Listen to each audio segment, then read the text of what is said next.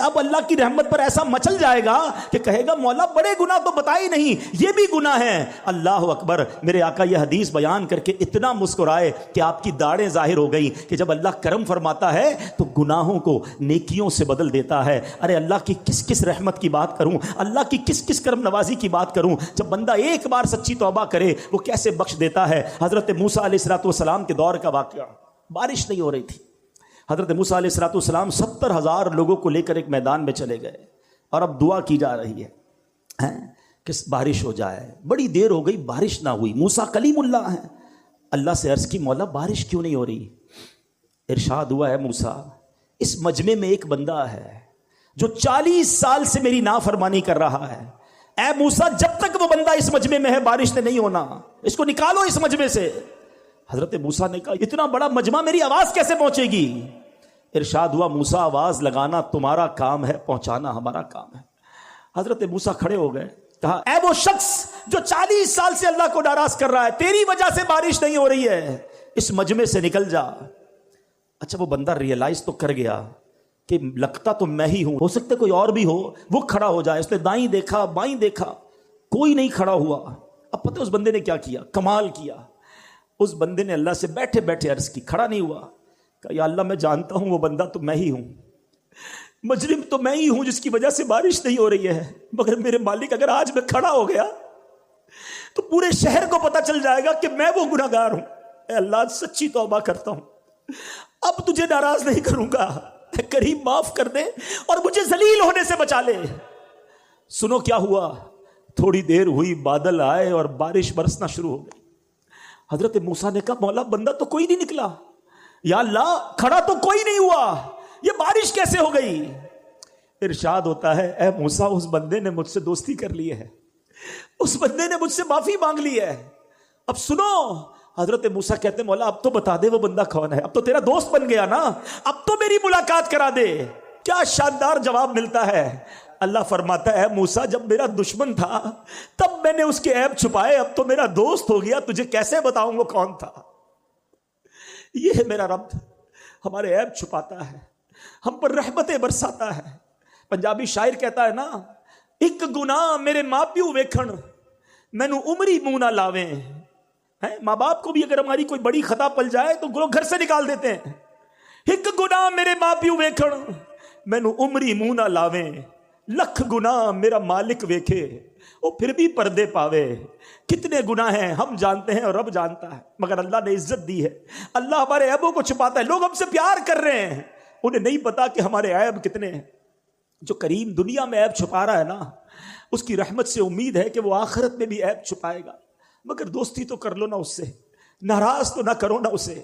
کیسا کیا، اچھا توبہ کے لیے نا کوئی بہت بڑی آپ کو گیدرنگ کی ضرورت نہیں ہے، بڑے اہتمام کی ضرورت نہیں ہے، جسٹ اے منٹ، ایک سچا کنیکشن ریکوائرڈ ہے، اور وہ کنیکشن جس دن ہو گیا وہ تمہارے سارے گناہ معاف فرما دے گا۔ ایک بار حضرت عمر فاروق کا دور ہے، ایک بندہ آپ کے سامنے آیا، ہاتھ میں اس کے شراب کی بوتل ہے۔ حضرت عمر فاروق نے اسے ریڈ ہینڈ دیکھ لیا، فرمایا کیا ہے تمہارے ہاتھ میں، کیا ہے؟ وہ کہتا ہے حضور میرے پاس سرکہ ہے، حالانکہ شراب کی بوتل تھی۔ حضرت عمر نے کہا دکھاؤ۔ اب ذرا تھوڑا سا سینیریو سمجھیے گا، دو بندے آمنے سامنے کھڑے ہو، کتنی دیر لگے گی، کتنی سیکنڈز کی بات ہے نا، ود ان اے سیکنڈز۔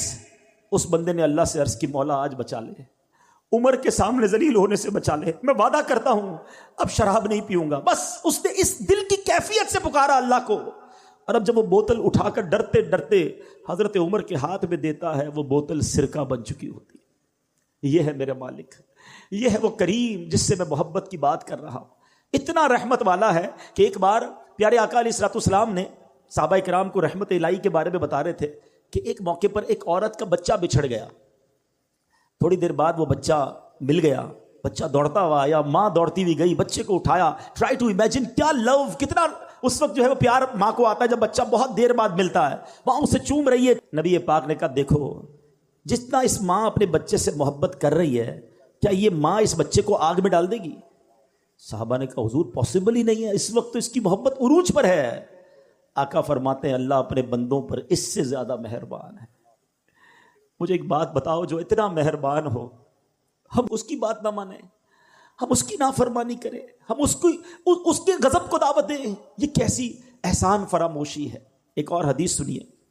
حضرت انس رضی اللہ تعالیٰ عنہ فرماتے ہیں کہ میں نے سرکار مدینہ صلی اللہ تعالیٰ علیہ وسلم کو یہ فرماتے ہوئے سنا کہ اللہ پاک ارشاد فرماتا ہے, یہ حدیث قدسی ہوا کرتی ہے. What is the meaning of حدیث قدسی؟ آج یہ بھی سمجھ لو, آپ نے کئی بار سنا ہوگا کہ فرمان تو نبی پاک کا ہو, آقا فرمائے, مگر آقا اللہ کا فرمان سنائیں کہ رب یہ فرماتا ہے. یہ حدیث قدسی ہے.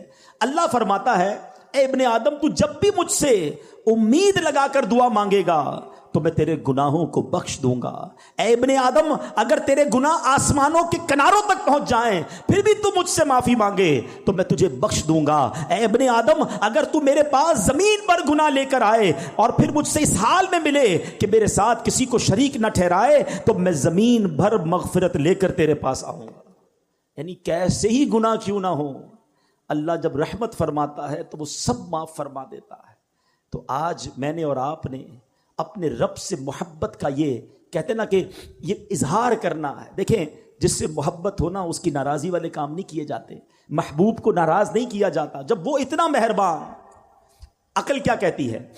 عقل یہ کہتی ہے کہ اگر اللہ نے مجھے آنکھیں دی ہیں تو اگر میری آنکھیں حرام دیکھتی تو میری آنکھیں چلی جاتی, اگر میری آنکھیں, میرے کان حرام سنتے تو کان چلے جاتے, مگر اللہ یہ کان واپس نہیں لے رہا, یہ آنکھیں واپس نہیں لے رہا, وہ ہماری ہم پر رحمتیں جاری رکھے ہوئے ہے. تو پھر ہمیں اس کی بھی نافرمانی نہیں کرنی چاہیے. ایک قرآن پاک کی آیت سن لیجئے. اب یہاں جب اللہ کی ہم رحمت کی بات کر رہے ہیں نا, تو اب شیطان کیا کرتا ہے کہ یار پھر تو اللہ بڑا رحیم ہے, جو کرنا ہے کرو. اب تو نمازیں نہیں بھی پڑھیں گے, روزے نہیں بھی رکھیں گے, حرام کھاتے رہو, حرام پیتے رہو, اللہ تو بڑا کریم ہے, معاف فرما دے گا. یہاں ہم مار کھا جاتے ہیں. آج ذرا سنیے گا, ایک قرآن کی آیت اس بات کو کلیریفائی کر دے گی. اللہ فرماتا ہے فَيَغْفِرُ لِمَن يَشَاءُ وَيُعَذِّبُ مَن يَشَاءُ. اللہ جسے چاہے بخشے گا اور جسے چاہے سزا دے گا. اللہ کی مرضی. وہ خالق ہے, چاہے تو ہمیں نقطے پر بخش دے اور چاہے تو کسی ایک غلطی پر پکڑ فرما لے. ایمان کی ذرا تعریف سمجھ لیں. علماء کہتے ہیں الایمان بین الخوف والرجاء. ایمان خوف اور امید کے درمیان شے کا نام ہے. بے خوف بھی نہیں ہونا ہے اور نا امید بھی نہیں ہونا ہے. رحیم کو ناراض بھی نہیں کرنا ہے مگر قہار کے غضب کو دعوت بھی نہیں دینی ہے. اس کے درمیان ہم نے رہنا ہے تو انشاءاللہ بیڑا پار ہو جائے گا. تو آج میرے پیارے اسلامی بھائیوں, اس بات کو سمجھنا بہت ضروری ہے. اب ذرا ایک بات سمجھیے گا, اللہ کریم نے تین کے اندر تین باتیں پوشیدہ رکھی ہیں. یہ ذرا بڑی کمال کی حدیث ہے. خلیفہ اعلیٰ حضرت فقیہ اعظم ابو یوسف محمد شریف محدث کوٹلوی نقل فرماتے ہیں, یہ ان کا قول ہے, اللہ پاک نے تین چیزوں کو پوشیدہ رکھا ہے. اپنی رضا کو اپنی اطاعت میں, اپنی ناراضی کو گناہوں میں, اور اپنے اولیاء کو اپنے بندوں میں. اس سے کیا سیکھنے کو ملا کہ کوئی بھی چھوٹی نیکی چھوٹی سمجھ کر چھوڑ نہ دیں. کیا پتہ یہی میری مغفرت کا ذریعہ بن جائے. حدیثوں میں یہ مضمون ملتا ہے کہ پیاسے کتے کو پانی پلانے والے کی مغفرت ہو گئی ہے. کسی نے درخت راستے سے ہٹا دیا یا کوئی چیز ہٹا دی کہ راستہ کھلا ہو جائے, اللہ نے اس لیے مغفرت فرما دی. تو ہر نیکی آگے بڑھ کے کرنی چاہیے. اور سیکنڈلی, بندہ کہتے ہیں نا چھوٹا ہی گناہ کر لو یار, کیا پتہ یہی گناہ ہماری پکڑ کا سبب بن جائے. یہ بھی روایتوں میں مضمون ملا کہ بندے نے کسی کا تنکا اٹھا لیا, اس کے لیے پکڑ کر دی گئی, تو وہ نقطہ نواز ہے. اور تیسری بات کہ اللہ نے اپنے اولیاء کو بندوں میں چھپا کر رکھا ہے. اس سے سمجھ یہ آتا ہے کہ ہر بندے کے ساتھ ادب سے پیش آئیں. ہمیں نہیں پتہ کون اللہ کی بارگاہ میں کون سا مرتبہ رکھتا ہے. احادیث میں یہ مضمون ملتا ہے کہ کچھ پرا گندہ بال والے ایسے ہیں جن کو کوئی اپنی دعوت میں نہ بلائے, مگر وہ اگر اللہ کی بارگاہ میں قسم اٹھا لیں اللہ وہ قسم پوری فرماتا ہے.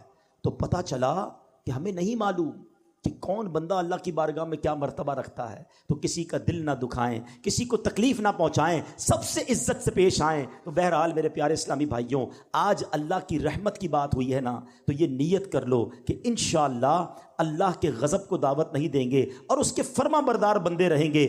آخری بات کر لیتا ہوں. سوچنے کا ایک طریقہ یہ ہے کہ یار گناہ کروں گا تو جہنم کا عذاب ملے گا, قبر میں کیڑے پڑ جائیں گے, ڈر لگتا ہے. ایک گناہ چھوڑنا خوف الہی کی وجہ سے ہے, وہ بھی ٹھیک ہے, مگر اعلیٰ درجہ پتہ کیا ہے؟ امام غزالی لکھتے ہیں کہ بندہ اللہ کی محبت کی وجہ سے گناہ نہ کرے. کہ یار محبوب کو برا لگ جائے گا، میرے رب کی ناراضی ہو جائے گی، میں جو کر رہا ہوں یہ رب کی رضا نہیں ہے۔ خوف سے گناہ نہ کرنا اور ہے اور محبت میں گناہ نہ کرنا اور ہے۔ خوف سے نماز پڑھنا اور ہے اور محبت میں نماز پڑھنا اور ہے۔ خوف سے روزہ رکھنا اور ہے کہ یار نہیں رکھوں گا تو جہنم میں ڈال دیا جاؤں گا، اور محبت سے روزہ رکھنا اور ہے کہ میرے اللہ کو پسند ہے، میرے رب کا حکم ہے، میرے خالق کا حکم ہے، اس عبادت کا مزہ ہی اور ہے۔ تو اللہ کی محبت میں عبادت کرنا سیکھ جائیے۔ اور اب ایک بات اور یہ کرنی ہے کہ اب دیکھتے ہی دیکھتے رمضان ہمارے سے اب رخصت ہو رہا ہے، ابھی سے ایک دل میں کسک سی اٹھ رہی ہے کہ جناب مسجد آباد ہیں، اب دیکھیں وہ چہرے نظر آ رہے ہیں جو نارملی اس طرح کی محفلوں میں اتنی دیر تک نہیں بیٹھتے۔ کیا ہے یہ؟ اللہ سے محبت ہے نا، قرآن کی تلاوت ہو رہی ہے، تراویاں ہو رہی ہیں، گھر گھر ماشاءاللہ محفلیں سجی ہیں، لیکن کہتے ہیں ایک دل کے ایک چھوٹے سے کونے سے ایک آواز آ رہی ہے کہ یار رمضان جائے گا، اس کے بعد کیا ہوگا؟ کیا اس بار بھی ایسا کریں گے ہم؟ ہیں ہوتا کیا ہے اب تک جو ہوتا آیا ہے، انڈیلیبریٹلی ایک میسج دیا جاتا ہے، اور کتنا برا میسج ہے کہ اے شیطان، جب تک تو قید تھا نا اللہ کے بندے تھے، نماز پڑھ رہے تھے، اور جب تو رہا ہوا اب ہم تیری بات مانیں گے۔ یہ نہیں ہونا چاہیے۔ رحمت اللہ فرمائے اور بات ہم شیطان کی مانیں۔ اور دیکھیں یہ رمضان ایکچولی نیٹ پریکٹس ہے۔ چلو اسپورٹس مین کی زبان میں سمجھا دیتا ہوں کہ پہلے پریکٹس ہوتی ہے اور پھر مقابلہ ہوتا ہے نا۔ یہ پورا مہینہ پریکٹس کروائی گئی ہے شیطان کو بند کر کے کہ عبادت کر لو، گناہ چھوڑ دو، نیک اعمال کرو، تلاوت کرو، اور جیسے ہی مقابلہ شروع ہوا ایسا لگتا ہے پہلی بال پہ آؤٹ ہو جاتے ہیں۔ چاند رات کو عشاء کی نماز میں لوگ غائب ہو جاتے ہیں، عید کے دن فجر میں نمازی نہیں ہوتے۔ ارے بھائی پورا مہینہ نماز پڑھی تھی، اب کیا ہو گیا؟ کیا نماز صرف رمضان میں فرض تھی؟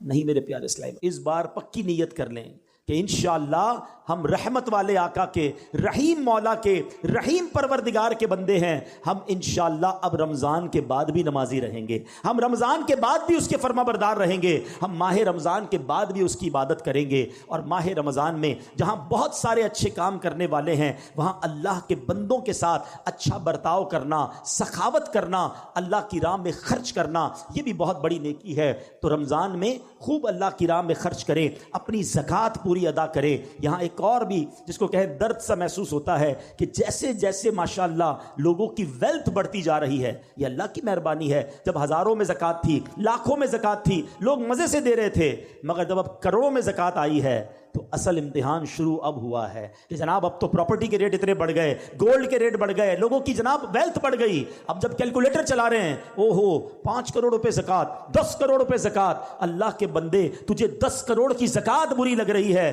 اللہ نے 4 ارب دیے ہیں تبھی 10 کروڑ زکوٰۃ بنی ہے نا۔ شکر ادا کر اور اپنی پوری زکوٰۃ ادا کریں۔ کبھی بھی ایسے اپنی زکوٰۃ کو بوجھ نہ سمجھیں۔ میں تو بار بار ایک دعا کرتا ہوں، اگر آپ کو اچھی لگتی ہے تو آپ بھی آمین کہہ دو کہ اللہ وہ مال نہ دینا کہ جس کی زکوٰۃ دل پر بھاری لگے، اے اللہ مال وہ دینا کہ خوش دلی کے ساتھ زکوٰۃ ادا کروں۔ اور زکوٰۃ ادا جب بھی کرے نا، چاہے زکوٰۃ ادا کرے چاہے خیرات دیں، سچ بات یہ ہے کہ سجدہ شکر بھی ادا کرے کہ اللہ تیری مہربانی، تو نے دینے والا بنایا، تو نے مانگنے والا نہیں بنایا، میری تو کوئی اوقات نہیں۔ کبھی سوچا آپ نے آپ کے آفس میں، آپ کے گھر پر آپ سے رابطہ کوئی شخص کرتا ہے کہ جناب بچہ بیمار ہے، علاج کے پیسے نہیں، کچھ زکوٰۃ دے دیں، بہن کی شادی ہے، جہیز کے پیسے نہیں، زکوٰۃ دے دیں، عید کے دن آ رہے ہیں، بچوں کے لیے کپڑے نہیں ہیں، زکوٰۃ دے دیں، اور آپ اسے 5-10 ہزار 25-50 ہزار دیتے ہیں۔ کبھی سوچا آپ نے آج اس کا فون آیا ہے، میں بھی تو اس کی جگہ ہو سکتا تھا، میں بھی تو کسی کو کہتا کہ میرے بچے بیمار ہیں، زکوٰۃ چاہیے، میرے بچوں کی شادی کرنی ہے، پیسے نہیں ہیں۔